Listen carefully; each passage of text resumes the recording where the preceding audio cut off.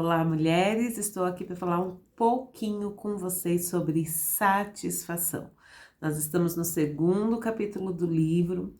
Ele fala aqui sobre a nossa satisfação está em Deus e eu não posso falar de satisfação sem te fazer uma pergunta, mulher. Eu quero te perguntar: para que e para quem você está vivendo? E eu quero levar você lá no versículo de Colossenses 3:23, onde diz assim: E tudo quanto fizerdes, fazei-o de todo o coração, como para o Senhor e não para homens. Mulheres, aqui nesse versículo nós temos uma chave preciosa. Se lermos todo o contexto, vamos ver que o apóstolo Paulo está nos deixando aqui lições de conduta, né? De como agirmos. Esposas com marido, marido com as esposas, os filhos, os patrões com os empregados. Aqui ele está nos dando um contexto geral de comportamento. Mas, abaixo de tudo isso, ele está dizendo assim, mas, né? Tudo quanto fizerdes, fazei como para o Senhor e não para homens.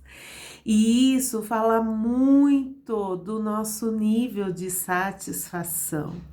Entender que operamos em nossas vidas a partir desse olhar, deste lugar, de que estamos operando para o Senhor, traz uma outra dinâmica para a nossa vida.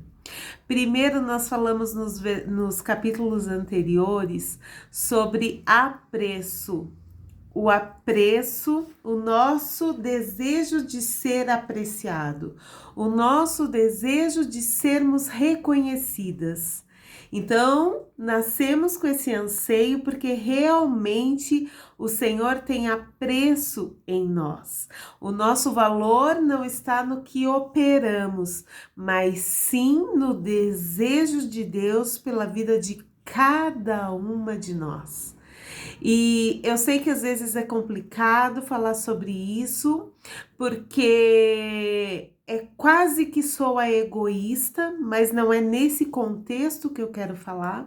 A verdade é que somos únicos diante de Deus. Cada um aqui é único diante de Deus. E o que ele precisa tratar com a Karine, ele vai tratar com a Karine. E o que ele precisa tratar com cada uma de vocês, ele vai tratar com cada uma de vocês. O remédio não é genérico. Mas para que haja um tratamento, o primeiro passo é reconhecer que você precisa desse tratamento. Então, quando falamos de satisfação, precisamos saber que somos únicas diante de Deus e que existe algo que carregamos, que só nós carregamos. O que eu carrego, somente eu carrego. Isso faz parte de quem eu sou. Isso faz parte da particularidade pela qual eu fui criada pelo Senhor. E nós precisamos começar a administrar isso com leveza, com maravilha, porque somos expostos todos os dias a um mundo de comparação. Precisamos ser melhor do que alguém ou precisamos ser melhor que ter coisas melhores que alguém, e isso é uma mentira. E nós não precisamos nos envolver e estar nesse ciclo vicioso e doentio que não nos levará a lugar nenhum. Um dia eu estava na minha pia de louça e eu sempre digo para quem me conhece que a minha pia de louça ela é fantástica. Por isso, mulherada, que não gosta de lavar louça, aqui fica uma dica, ok? Existe um mistério na pia de louça. Eu estava na minha pia de louça e o Espírito Santo me fez uma pergunta. Ele me perguntou se eu sabia qual era a diferença para ele do dedinho para o dedão. E eu comecei a rir porque eu achei a pergunta muito engraçada. E eu falei, eu não sei.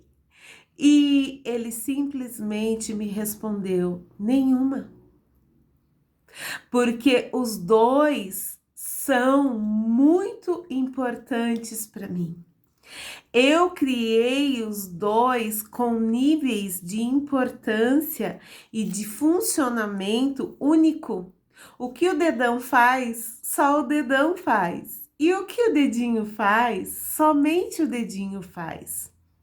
E ele começou a ministrar o meu coração sobre o nível de satisfação do corpo de Cristo.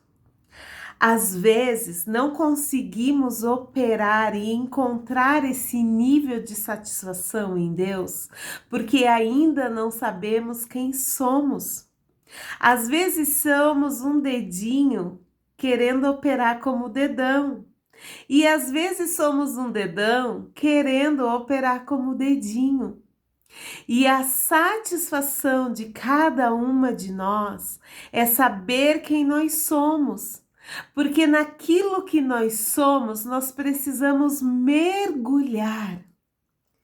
Porque a plenitude, a complexidade de levarmos uma vida em satisfação e glorificando quem Deus é através da nossa vida, está realmente em saber quem nós somos. Então, mulheres, esse é um dos primeiros passos que nós devemos dar em direção ao coração do Pai. Descobrir quem Ele nos criou para ser. Descobrir quem Ele nos criou para funcionar, para operar nesse corpo chamado corpo de Cristo. Tudo é funcional. Tudo é funcional. Tudo existe por um propósito. Nada. E eu acho isso fantástico, a maneira que o Senhor trouxe para falar para nós sobre o que significava para Ele a igreja, o corpo de Cristo. Ele usou exatamente o nosso corpo como exemplo. E eu quero que você pare hoje, mulher, e analise a sua vida, analise o seu corpo e veja o que seria você sem isso. Já pensou o que seria eu sem sobrancelha? Para que serve a sobrancelha? Alguém sabe? É para que o suor não corra e caia dentro dos meus olhos. E ainda que aqui fale, existem os cílios. Para que existem os cílios?